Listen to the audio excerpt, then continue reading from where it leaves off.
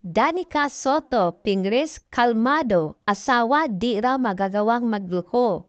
Kalmado at hindi naapektuhan si Danica Soto Pingres sa mga chismis tungkol sa umano'y relasyon ng kanyang asawa na si Mark Pingres at ang aktres na si Kim Rodriguez.